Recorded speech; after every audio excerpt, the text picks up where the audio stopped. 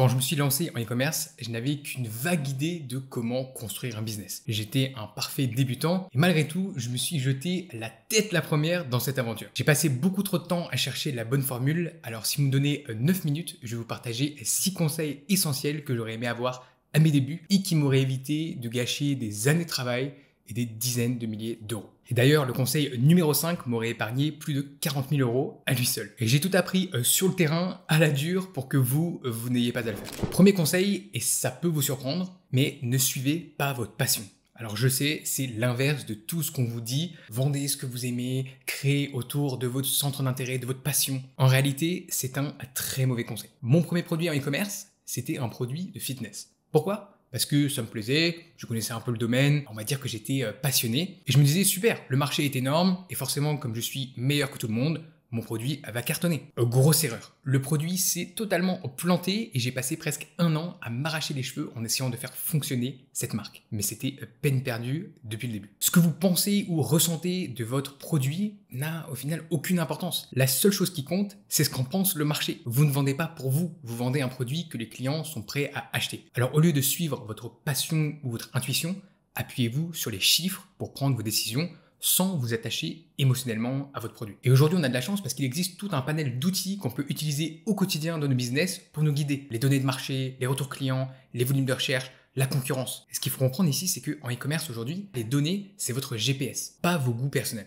Et si vous avez du mal avec ce concept, réfléchissez un instant. Vous préférez devenir riche en vendant des brosses de toilette ou galérer en vendant un produit qui vous passionne? Quand je me suis lancé, j'ai voulu tout faire. Pub Facebook, contenu Instagram, avoir un blog pour ma marque, gérer ma logistique et mon site web moi-même. Au final, j'étais moyen partout, excellent nulle part. Et la réalité m'a rapidement rattrapé pour me rappeler qu'en business, il n'y a pas de place pour la médiocrité. Et c'est une erreur assez classique. On voit des opportunités partout et du coup, on se disperse. C'est typiquement ce qu'on appelle le syndrome de l'objet brillant. Vous voyez une nouvelle stratégie, un nouveau business model, vous voulez le tester par peur de rater la prochaine opportunité qui vous rendra riche. Mais en e-commerce, ce qui fait la différence, c'est le focus. Choisissez un seul modèle et allez-y à fond, jusqu'à ce que vous deveniez vraiment bon, puis capitalisez sur vos compétences plutôt que de sans cesse chercher la nouvelle pépite et repartir de zéro à chaque fois. Concrètement, si vous débutez aujourd'hui, il y a 2 grands modèles. Le premier, c'est le dropshipping qu'on ne présente plus, un modèle avec lequel vous devrez gérer votre site, votre logistique, le marketing, le SAV.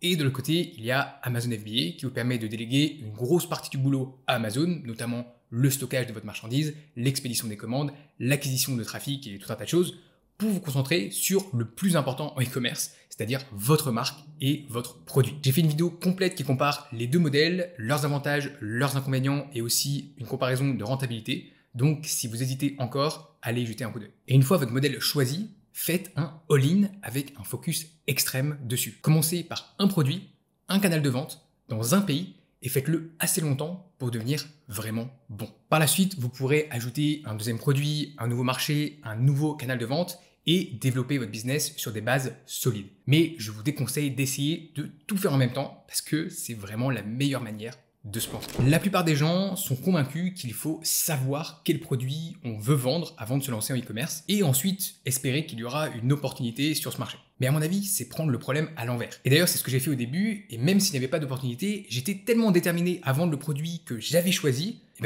j'ai forcé. Et mon conseil, c'est qu'il faut d'abord trouver une opportunité, la bonne niche, puis concevoir le produit adéquat pour pénétrer cette niche avec une réelle valeur ajoutée. Aujourd'hui, c'est vraiment la stratégie qui vous donne les meilleures chances de succès. Et une fois que j'avais compris et intégré ce conseil, j'ai complètement changé ma stratégie.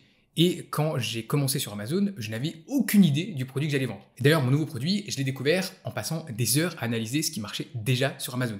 J'ai regardé les best-sellers, les avis clients, ce qui frustrait les acheteurs.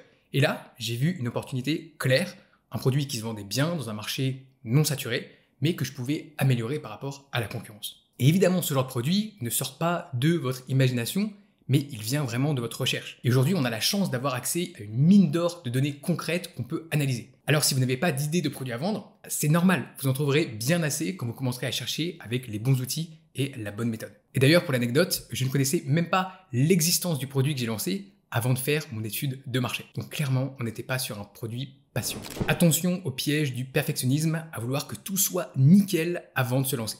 Pendant ce temps, vous ne vendez rien. Et je me souviens avoir passé des mois sur la recherche produit. Pourtant, après quelques semaines, j'avais une liste d'idées déjà bien fournie avec plusieurs produits à fort potentiel qui correspondaient à mes critères. Surtout un. Tous les signaux étaient ouverts, tous les chiffres me montraient que c'était un bon produit, mais non, il fallait que je sois sûr à 200%. Et je me disais que, en fait, c'était trop beau pour être vrai. C'était impossible que j'ai trouvé mon premier produit aussi vite.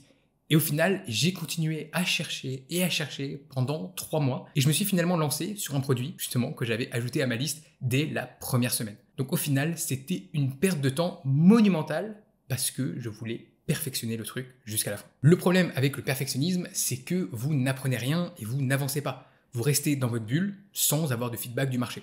Et en business, il y a ce concept qu'on appelle le MVP, le Minimum Viable Product. L'idée, c'est de lancer la version la plus simple de votre produit qui fonctionne pour tester rapidement et obtenir des retours clients concrets de la part des acheteurs. La vraie progression, c'est la boucle action, retour client et amélioration. Et pour vous aider à éviter ce piège, il faut que vous appreniez à identifier le 80-20 dans vos actions. C'est ce qu'on appelle la loi de Pareto qui dit que 20% de vos actions vont générer 80% de vos résultats. Et avec un petit peu d'expérience, je peux vous dire que c'est assez proche de la réalité. L'objectif ici, c'est d'accélérer le processus en identifiant ces 20% qui ont réellement de la valeur et qui vont faire la différence.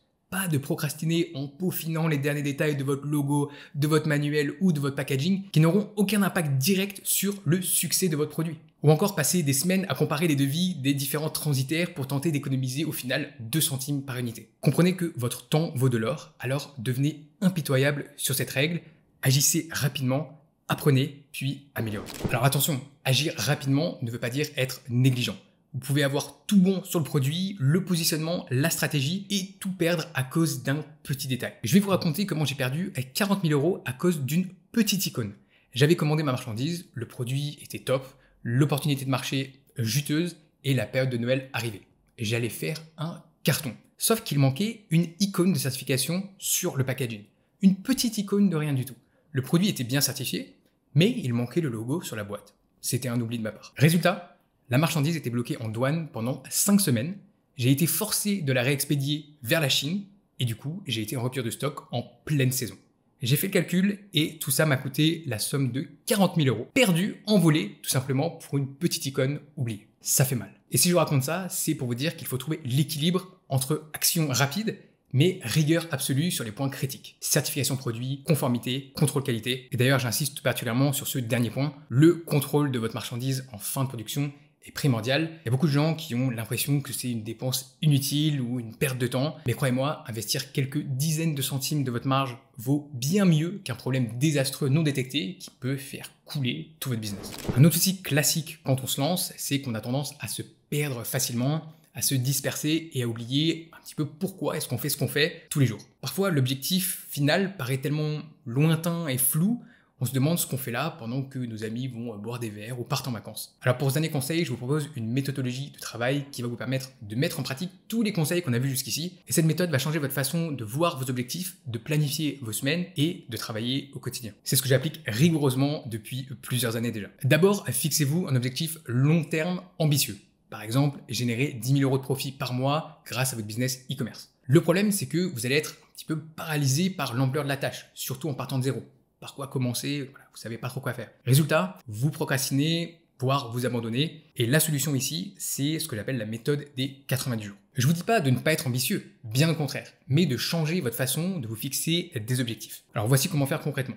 Prenez votre objectif long terme et déclinez-le en objectifs concrets par bloc de 90 jours, puis découpez ces 90 jours en plans d'action hebdomadaires et finalement, vous créez des listes de tâches quotidiennes. Et chaque jour, vous ne pensez qu'à ça, pas à l'objectif final qui est trop gros, juste aux objectifs que vous devez accomplir aujourd'hui qui vous permettront d'atteindre vos objectifs de la semaine, puis à 90 jours. Et c'est ce système qui empêche de dériver après quelques semaines ou de se décourager en cours de route parce qu'on a l'impression de ne pas avancer. Ça vous permet d'avoir toujours un cap clair, de voir votre progression jour après jour sans rester paralysé face à cette montagne à gravir. Et dans un an, quand vous regarderez derrière vous, vous serez bluffé de ce que vous avez accompli et vous pourrez être fier de vous. Ces 6 conseils, j'aurais aimé les recevoir il y a 8 ans quand je démarrais. Vous les avez, maintenant, c'est à vous de jouer. Si vous voulez voir comment appliquer concrètement tous ces conseils, j'ai créé une vidéo complète où je vous montre exactement le plan d'action que je suivrais si je repartais de zéro sur Amazon aujourd'hui pour générer 10 000 € par mois en moins de 120 jours avec mon business. Le lien est juste ici.